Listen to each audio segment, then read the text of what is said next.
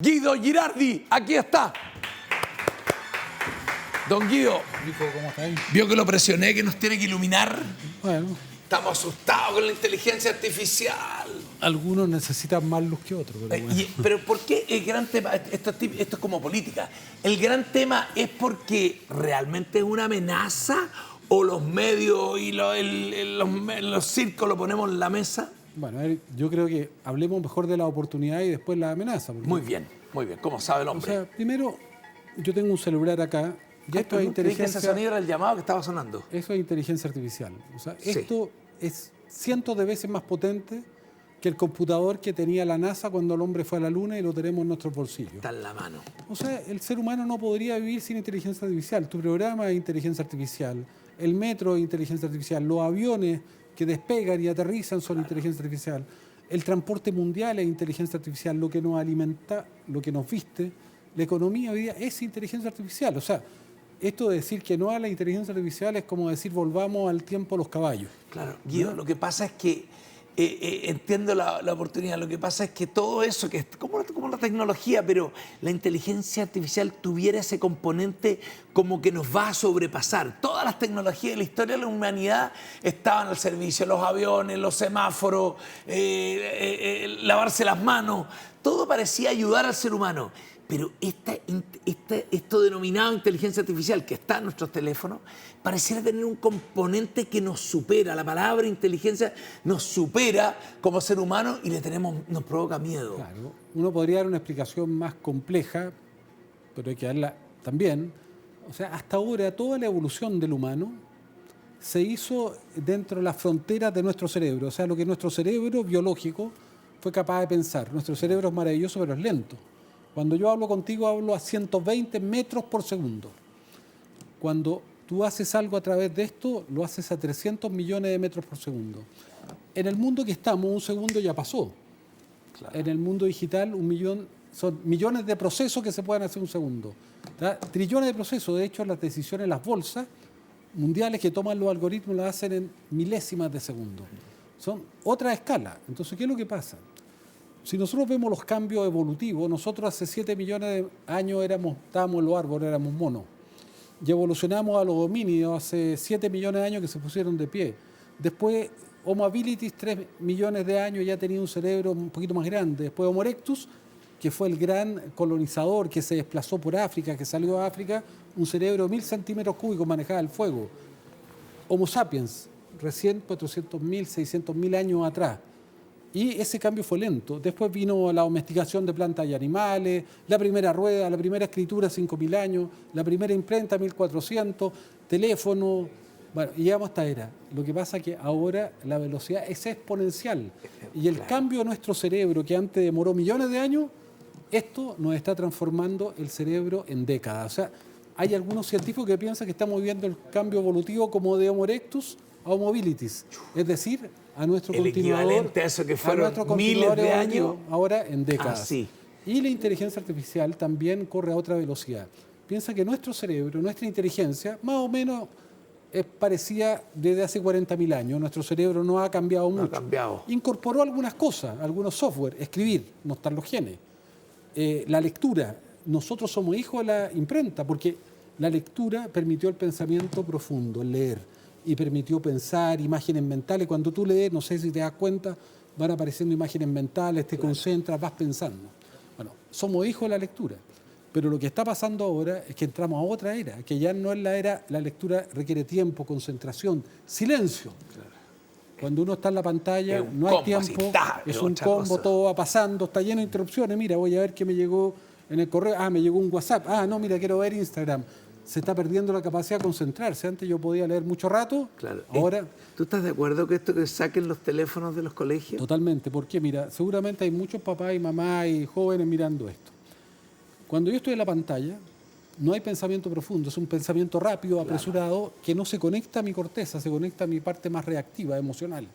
Pero, ¿qué es lo que pasa? Yo estoy seguro, si llamo a alguno de mis hijos ahora y los llamo por teléfono, no me van a contestar. Pero si mando un mensaje, van a decir sí. ¿Te das cuenta? Porque se está perdiendo la conversación. Claro. Y el pensamiento está en la conversación. No hay pensamiento en 240 caracteres.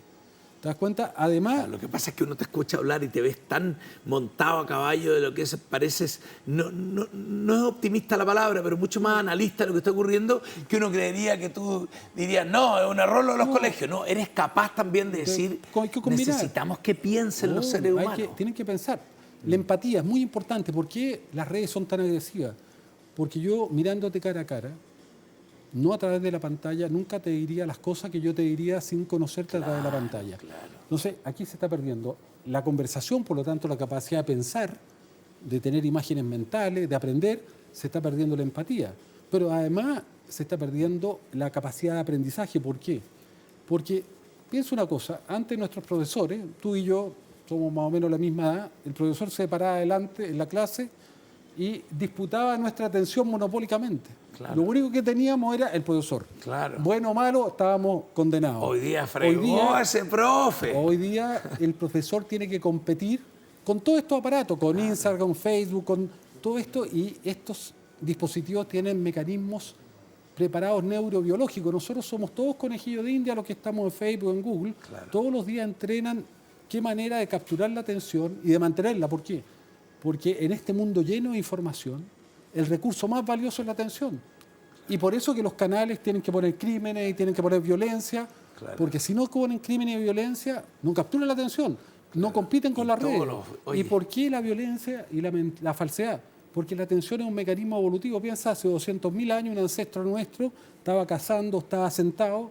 Si no sentía el crujido de una hoja, se podía morir, podía ser un león que se lo comía. Entonces, la atención se activa más con los contenidos violentos, amenazantes. Mira, ahí hay gente hablando. No deberían estar hablando, pero están hablando. Yo no lo escucho.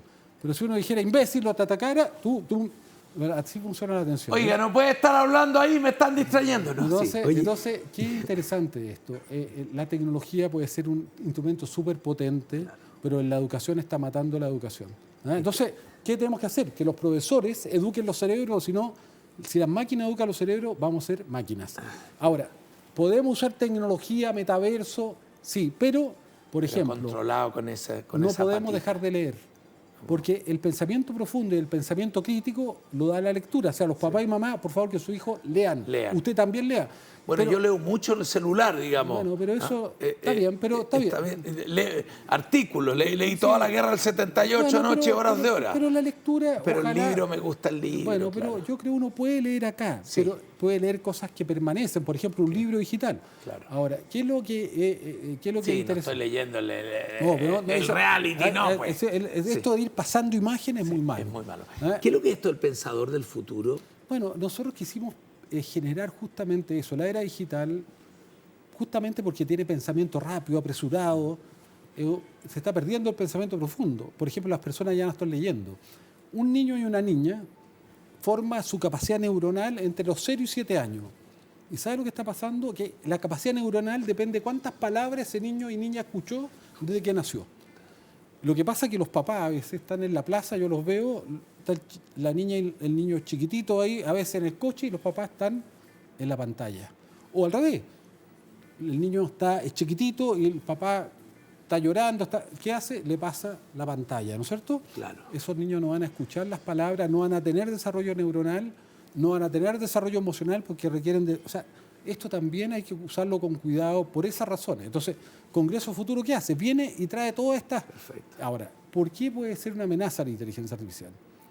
¿Qué es la inteligencia artificial primero? ¿Qué es esto? ¿Qué es lo que es un algoritmo? Porque el mundo está algoritmizado, el problema es que es una caja negra. No te va a preguntar a ti, pero si yo le pregunto a cualquier parlamentario o parlamentaria del mundo qué es un algoritmo, no tienen idea. Entonces, primero hay que saber quién te está manejando. Claro. ¿Y un algoritmo qué es? Si uno quisiera explicarle en simple a usted que está mirando este programa. Un algoritmo es una especie de cerebro chiquitito que trata de emular el funcionamiento de sus neuronas, de su corteza. ¿Pero cómo? Traduciendo el funcionamiento de sus neuronas biológicas en una función matemática. Y esas funciones matemáticas en capa lo que buscan es reproducir el cómo yo pienso. Reconoce patrones. Yo te conozco a ti.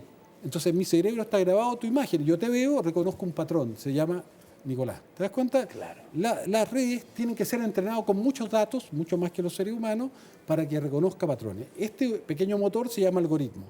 Pero ¿cuál es el combustible del algoritmo? Los datos. Piensa que en el pasado los motores tenían el combustible que era el petróleo y las guerras fueron por el petróleo. Hoy día las guerras son por los datos, porque es el combustible. Pero el campo de batalla ya no es Irak, ya no es la Arabia Saudita, es tu cerebro, porque ahí están los datos. Entonces, datos, ¿no es cierto? Algoritmo genera una respuesta. Ahora, esto ha tenido una revolución y lo que estamos viviendo hoy día, ¿por qué es interesante? Porque estamos viviendo una fractura evolutiva en la inteligencia artificial. O sea, la inteligencia artificial está dando un salto como el salto que dio Homo habilis en transformarse en Homo erectus y Homo erectus en transformarse en Homo sapiens. Estamos pasando a otra dimensión de la inteligencia artificial. La inteligencia artificial de un animal es muy básica. Por ejemplo, un perro o un gato. Tiene inteligencia y tiene emociones, Claro, pero distinta. Piensen que la inteligencia que teníamos hasta hace un tiempo era como la de un perro o un gato y estamos pasando a tener una inteligencia que se va a empezar a parecer a la de los humanos. Entonces, ¿cuál es la diferencia? Antes, por ejemplo, hace un año atrás, la inteligencia artificial era específica. Waze. Yo quería ir a mi casa. Y me da toda la información de la carretera. Y mucho más inteligente que yo. Ándate por acá, es mucho mejor. No sé. Tú estás con esa gente que te dice, hágame caso, váyase por aquí, por allá. Le digo, sí, está bien. Pero si yo sé, no le haga caso, váyase por la Alameda.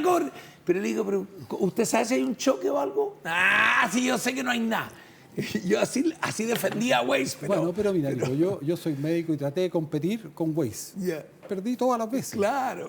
Pero era específica. Claro, yo le preguntaba, es muy específica. Yo le preguntaba a Waze quién es Napoleón, no tenía idea. ¿No es cierto? ¿Qué tengo que tomar para esta enfermedad? No tenía idea. ¿No es cierto? Bueno, entonces, primer salto, esta inteligencia artificial es generalista. Sabe de todo, porque está conectada a toda la información del mundo, a todos los libros, a todo lo que el humano ha creado, está creando, a todos los papers, a lo que dijiste tú, a lo que dije yo.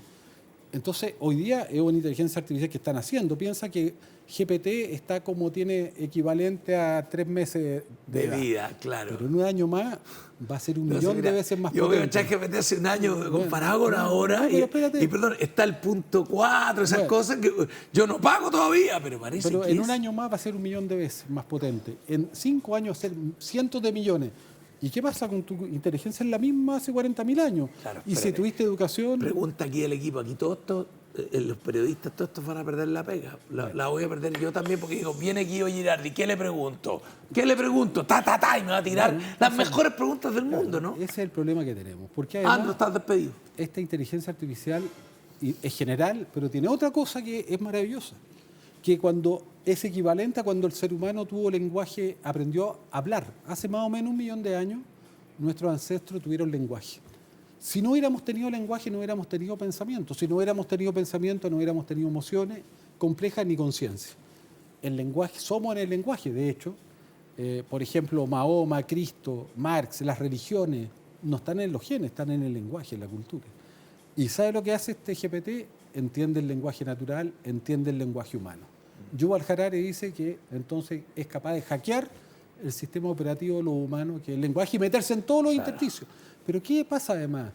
Si nuestros ancestros cuando tuvieron lenguaje lograron tener emoción y conciencia, ¿por qué no una máquina, cuando tiene lenguaje y entiende el lenguaje, no puede adquirir conciencia? La respuesta y conciencia. Después de esta pausa con Guido Girardi, ¿la máquina tendrá conciencia, sí o no? ¿Y qué va a pasar con nosotros? ¿Nos vamos a una pausa o no? Que yo me quedaría horas y horas hablando aquí. Estamos con Guido Girardi. Oye, tenemos tantos... ¿Cuántos minutos nos quedan? Porque no quiero hablar, quiero que hable Guido nomás. 8 minutos. ¿En qué quedamos? ¿Qué vamos a hacer?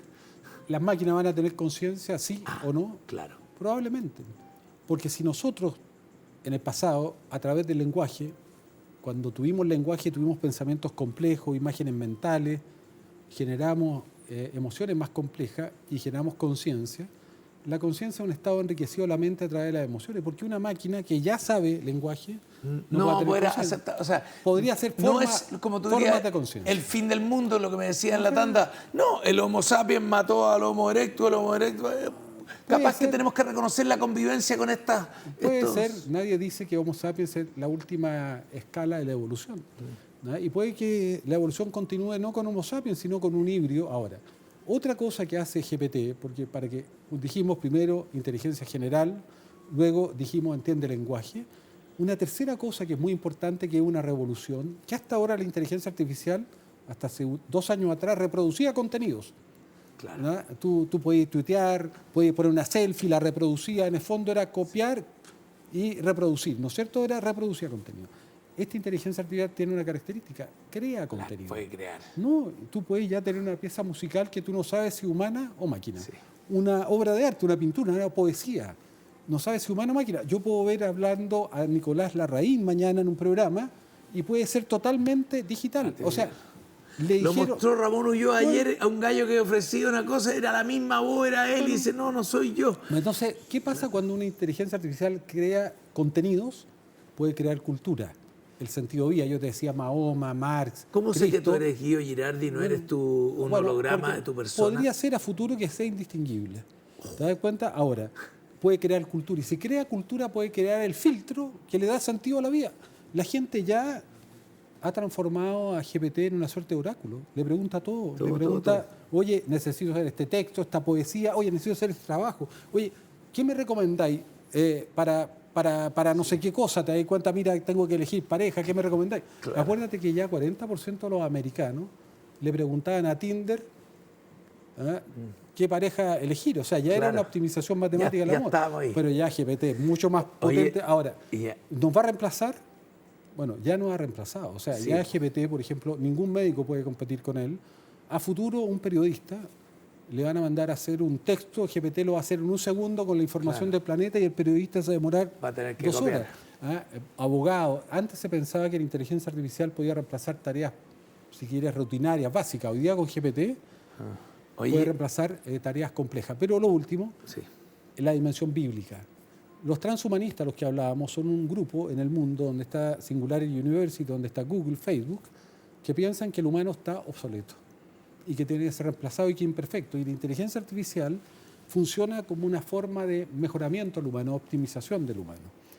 Y ellos, en cierta manera, han creado como una nueva religión de futuro. Nosotros invitamos a uno de los líderes de religión al Congreso Futuro hace un par de años, que se llama Terracem, porque ellos dicen, mire, todas las religiones tradicionales son una fake news, porque ofrecieron que los sordos iban a escuchar, que los ciegos iban a ver y que los paralíticos iban a caminar. ¿Y qué dicen ellos? Nosotros con el trasplante coclear lo vamos a hacer. Con las retinas artificiales pueden ver y además ya logramos que los paralíticos pudieran caminar con estos dispositivos intracraneales medulares. Eso les da el carácter entonces religioso. Ahora dice, además ahora vamos a hacer que el ser humano sea inmortal y por eso Ray Kurzweil, que creó la Singularity University, que muchos chilenos van en procesión para allá, ¿no es cierto? Que el jefe de ingeniería de Google dice, en el 2045 vamos a poner nuestra conciencia en una máquina y vamos a vivir eternamente, no en el mundo biológico, sino en el mundo inorgánico. O sea, ¿yo qué es lo que digo?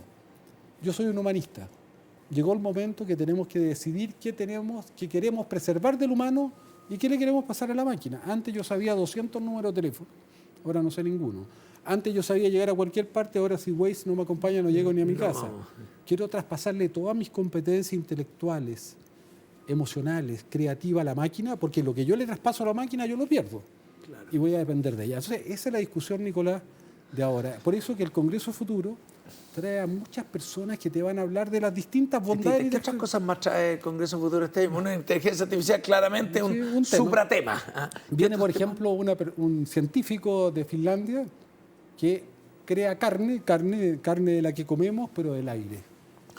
Crean hidrógeno a partir de la energía eólica, sacan del aire nitrógeno, el aire está lleno de nitrógeno, son los NOx, sacan del aire carbono, del dióxido de carbono que emitimos, y ya son capaces de formar todos los aminoácidos esenciales. O sea, a futuro vamos a comer... Y no es not company, sino que es carne. Son aminoácidos de verdad. Qué buena. Y tú sabes que los animales, la carne de vaca, 1 kilo de vaca genera 15.000 litros de agua de consumo, de huella hídrica.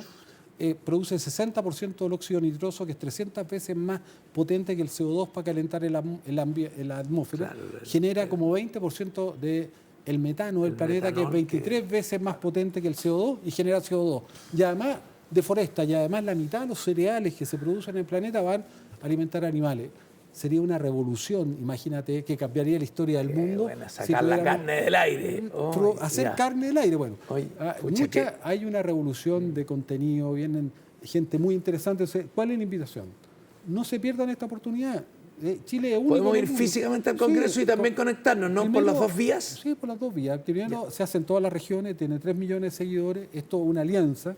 No, es del Senado, de la Cámara de Diputados, todas sus universidades chilenas, todas, públicas y privadas, la Academia de Ciencias y el gobierno de turno, y la fundación que hace el Congreso Futuro, que yo dirijo, y ustedes pueden seguir esto, pueden gratis, todo lo que nosotros hacemos gratis, no hay derecho a autor, no se cobra la entrada, es por orden de llegada en .ticket.com, pueden sacar su entrada que es gratis, y además lo pueden ver en todos los portales, en congresofuturo.cl, y lo pueden seguir por streaming y lo pueden ver en directo, el día después, en vacaciones, pero saben, no se pierde la oportunidad y es un privilegio que Chile, el único país del mundo, pueda tener asiento, en este caso 5, de los más importantes científicos intelectuales del planeta. Realmente yo creo que espectacular. es una oportunidad única. Si usted está angustiado, aquí está, cálmese en el Congreso del Futuro, porque ahí está la voz del futuro.